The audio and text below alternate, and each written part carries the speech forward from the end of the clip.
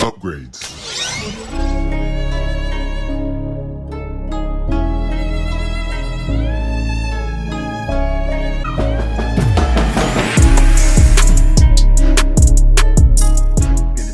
This is Samuel Legge with JVS Media Productions. Good to talk to you again, sir, especially for your follow-up to Rebel Moon with Rebel Moon Part 2, The SCARGIVER. So another action ride, man. You never fail on that front. And I think that you did a really good job of setting a great foundation with the first movie, because now with characters like Atticus and Coller from the first movie, it was more so like they were accessories to the war that Belisarius kind of set up. Whereas now, they have cemented themselves and made an actual choice. They know exactly who they want to be, for better or for worse. And so I wanted to kind of get your gauge on how you were able to balance tone with this one, because the tone goes and shifts with different characters, specifically like Titus, Ed's character, and Atticus, Cora, of course, but also Sir Anthony Hopkins, Jimmy.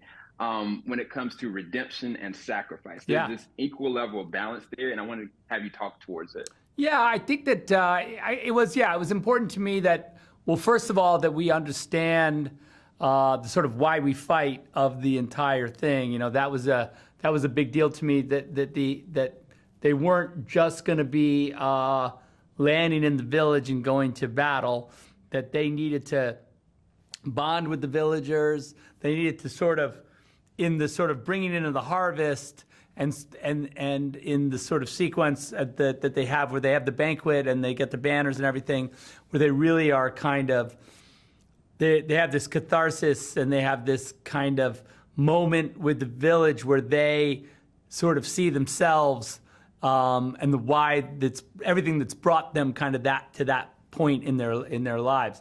And so I think that was a big deal to me, to really make sure that before we got into this fight with the Mother World, that each of our heroes had their moment, that we understood who they were and what led them to this point, and so that when they were in the actual battle, the idea of fighting and dying for this place was a thing that we were confident that they understood, that it wasn't just like an abstraction.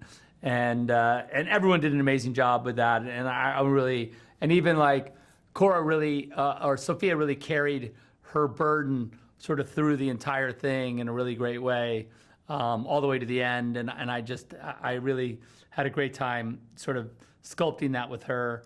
And then, you know, we have this extravaganza sort of third act battle that's pretty crazy. It's insane. And I mean, it's like you said, it's this perfect calm right before the storm happens. And it kind of, I know you're a Star Wars fan, so it kind of was reminiscent to like Empire Strikes Back for this franchise. And from that point, you do a really great job of expansion, of like allowing us as the viewer to kind of like, I don't know where these characters are going to go. When you watch Empire Strikes Back, you have no idea what's going to happen going into whatever happens. And as far as the way that you lay the foundation in this movie, there's a lot of room for expansion. And I mean, I'm going to ask the trigger question. Is there any more gas in the tank for you as far as these characters and the progression? And also, what would you like for anything to happen from this world? Yeah. I mean, absolutely. We're very enthusiastic, to make some more Rebel Moon stories. We know that Belisarius is still out there running the Mother World. Mm-hmm. That's problematic. We got to figure out, we got to get him out of there. There's another piece of information we have that I won't say because it's a spoiler, but we got that to dig our teeth into. And so, yeah, there's more to do, plenty more to do. But sort of as a breaking point right now, and taking a bit of a break, a little rest, it's a good time for us to kind of, we've been talking about making a little small movie maybe in the meantime. And then if we want to get back into some more Rebel Moon insanity, yeah, that might be a thing. I am all the way there for it, and I know the viewers are as well. Thank you so much again, Zach. Congratulations on this sequel follow-up. Can't wait to talk to you again, man. Oh, me either. Thank you so much. Filing out the top of the I can see the skyline, 50 mile radius on my timeline. Ain't nothing on my mind. Oh